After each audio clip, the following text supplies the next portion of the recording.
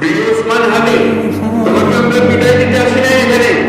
তুমি আমাদের বুকে ধরে আছো এবং চিরদিন বাংলাদেশ যতদিন আছে তুমি সকল বাংলাদেশের বুকের মধ্যে থাকবে। এটা কেউ শোনাতে পারবে না। আমরা আজকে তোমাকে প্রিয় হাদি বিদায় দিতে আসিনি। আমরা তোমার কাছে আমরা ওয়াদা করতে এসেছি। তুমি যা বলে গেছো সেটা যেন আমরা পূরণ করতে পারি, সেই ওয়াদা করার জন্য আমরা একত্র হয়েছি। সেই ওয়াদা শুধু আমরা নয়, পুরুষানুক্রমে বাংলাদেশের সব মানুষ পূরণ করবে। সেই ওয়াদা করার জন্য আমরা তোমার কাছে আজকে এসেছি, সবাই মিলে যে যেখানে আছে। আমরা তোমার যে মানব প্রেম, তোমার যে ভঙ্গি, মানুষের সঙ্গে উঠা বসা, তোমার যে রাজনৈতিক দৃষ্টিভঙ্গি, সবাই প্রশংসা করছে।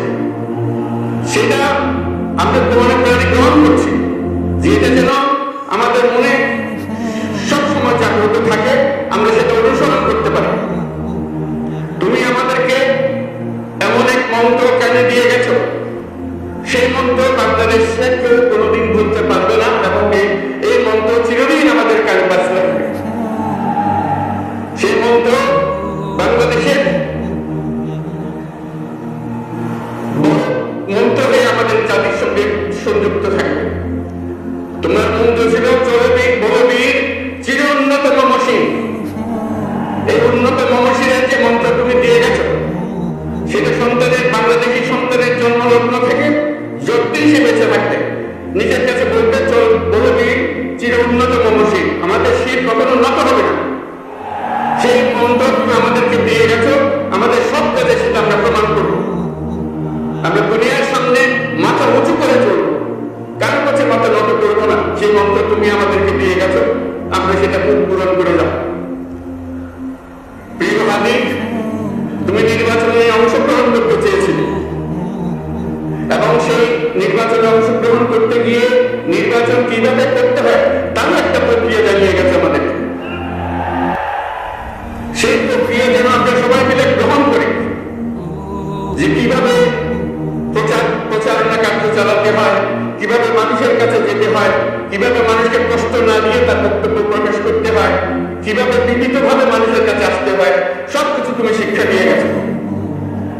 আমরা এই শিক্ষা গ্রহণ করলাম, আমরা এই শিক্ষা চালু করতে চাই। আমরা সবাই আমাদের জীবনে, আমাদের রাজনীতিকে এই পর্যায়ে নিয়ে আসতে চাই, যাতে হাদি আমাদের জীবনে স্পষ্টভাবে জাগ্রত থাকে।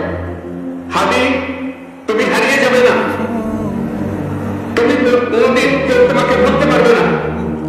তুমি যুগ যুগ ধরে আমাদের সঙ্গে থাকবে, আমাদেরকে তোমার মন্ত্র কোনো মনে করিয়ে দেবে, আমরা তোমাকে মনে করিয়ে দেবো চলবে অন্যতম মসিন। আমরা সেই মন্ত্র নিয়ে আজকে সামনের পথে এগিয়ে যাব। তোমাকে আমাদের সবার পক্ষ থেকে